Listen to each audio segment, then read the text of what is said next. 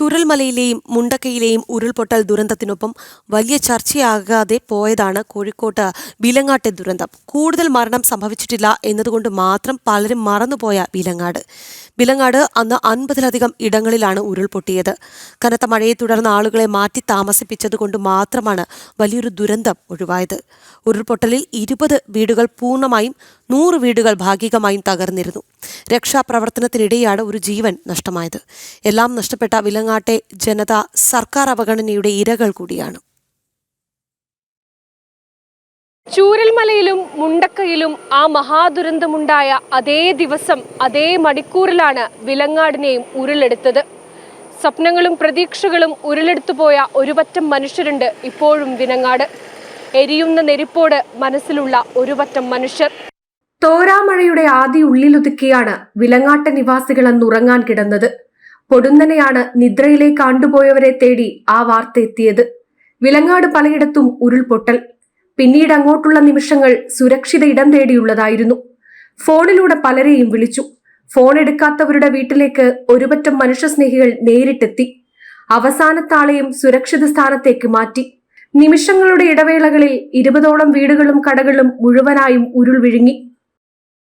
സമീപവാസികളിൽ ആർക്കെങ്കിലും അപകടം പറ്റിയോ എന്നറിയാനാണ് മാത്യു മാഷും സുഹൃത്തുക്കളും മഞ്ഞച്ചെളിയിലെത്തിയത്. കുത്തി ഒലിച്ചു വരുന്ന കല്ലും മുള്ളും കണ്ടതോടെ ഇരുവരും 4 വഴിക്ക് പിരിഞ്ഞു.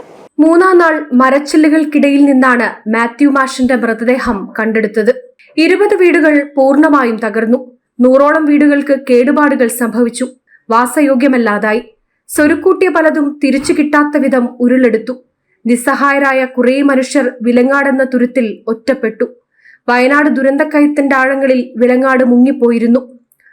എല്ലാം നഷ്ടപ്പെട്ട ഒരു സമൂഹം അടക്കിപ്പിടിച്ച വേദനയോടെ സർക്കാർ സഹായത്തിനായി പലവട്ടം കൈനീട്ടി. സമരമിരുന്നു. സർക്കാർ അവഗണന തുടർന്നുകൊണ്ടേയിരുന്നു.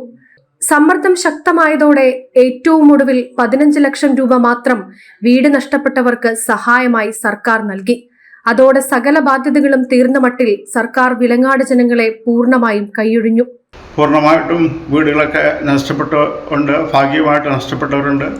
രേഖകളൊക്കെ പോയിട്ട് ചുരൽമലയിലോ അല്ലെങ്കിൽ മുണ്ടക്കയിലുള്ള അതേ സൗകര്യം, ആ കാര്യങ്ങൾ അവർക്കെന്ത് കൊടുക്കുന്നോ അതേ ആനുകൂല്യം ഇവിടെയും കോഴിക്കോട് ജില്ലയിലെ വിലങ്ങാടും കൊടുക്കുമെന്ന് പറഞ്ഞിട്ടും ഞങ്ങൾ ഇതിനു വേണ്ടി പോയിട്ട് ആരും ഒരു സർക്കാർ സ്ഥാപനങ്ങളും ഞങ്ങൾക്ക് അതിനുള്ള ഒരു നീതി തന്നിട്ടില്ല.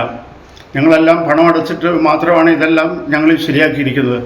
നഷ്ടപ്പെട്ട രേഖകൾ, അടവ് മുടങ്ങിയതോടെ ബാങ്കിൽ നിന്ന് വരുന്ന ജപ്തി നോട്ടീസ്, അങ്ങനെ ദുരന്തത്തിന്റെ വേട്ടയാടലുകൾ ഇവരെ വിടാതെ പിന്തുടരുകയാണ്. ഉരുൾപൊട്ടൽ ഭീഷണി നിലനിൽക്കുന്ന പ്രദേശമായി വിദഗ്ധർ കണ്ടെത്തിയ ഇടങ്ങളിൽ മാത്രം 100-ലേറെ കുടുംബങ്ങൾ ഇപ്പോഴും താമസിക്കുന്നുണ്ട്. അവരിൽ പലരും സർക്കാർ സഹായം കാത്തുകഴിയുകയാണ്. വിലങ്ങാട് ദുരന്തം നടന്ന് ഒരാണ്ട് പിന്നിടുമ്പോഴും വിലങ്ങാട്ടെ ജനങ്ങളോടുള്ള സർക്കാർ അവഗണന അത് തുടരുകയാണ്.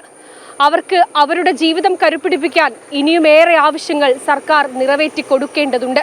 അതെത്രയും വേഗം സർക്കാരിന്റെ ഭാഗത്തു നിന്നുണ്ടാകണം. അത് മാത്രമാണ് വിലങ്ങാട്ടെ ജനങ്ങൾക്ക് ഈ വേളയിലും പറയാനുള്ളത്.